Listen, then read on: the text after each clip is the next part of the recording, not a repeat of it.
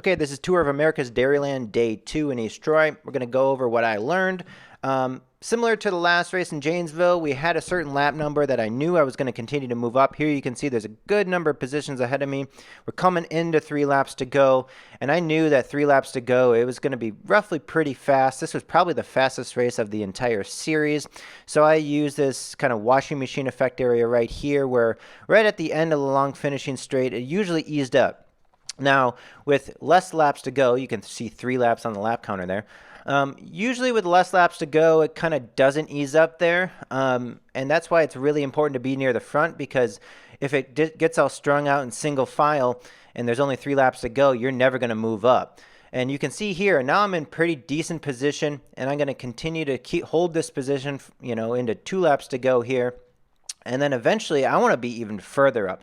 So the main lesson here is figuring out where to move up, how to move up. And then once you're here, which is still a little too far back, you can see there's like 20th wheel here. The key is into 1 lap to go. I wanted to be pretty much first wheel into last corner. And you're going to see what kind of mistakes I make getting there. But there is some good luck here. So this guy in the pink cutters kit, he's pulling up here.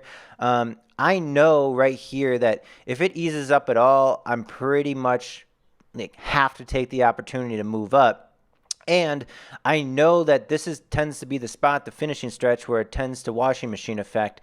And if I have the opportunity to move up, I really have to take it. So here, the pink cutters guy, I see he's winding up a little bit. I'm going to go ahead and stick to this wheel. And you can see I'm putting my head out in the wind a little bit, but look at all the positions I make. There's a right-hand attack there by Keegan in the orange helmet, and it's really going fast now. It's not easing up at all. And now I'm 3rd wheel into final lap. So we're in a good spot. Right? This is going to be a little bit of a roundabout here. I'm in the draft of this guy's wheel. Now, this only lasts for so long, and my fatal mistake here was that I did let a little bit of a gap open up, and in the final lap, you really can't do that, right? You got to have everything. You got to give it all.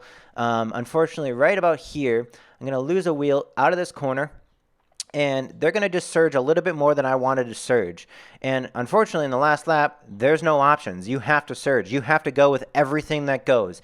Everything that goes you have to be, hair trigger kind of stuff. You have to go with everything. Now you can see pink cutters guy is way too far ahead of me for coming into these final 2 corners.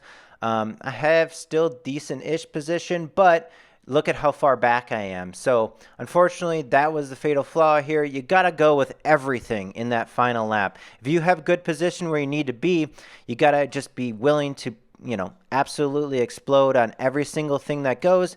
Otherwise, they're going to be stuck like I am here, contesting for 4th place. Well, thanks for watching. Hopefully you learned something, and tune in and subscribe for the rest of the Tour of America's Dairyland race analysis videos.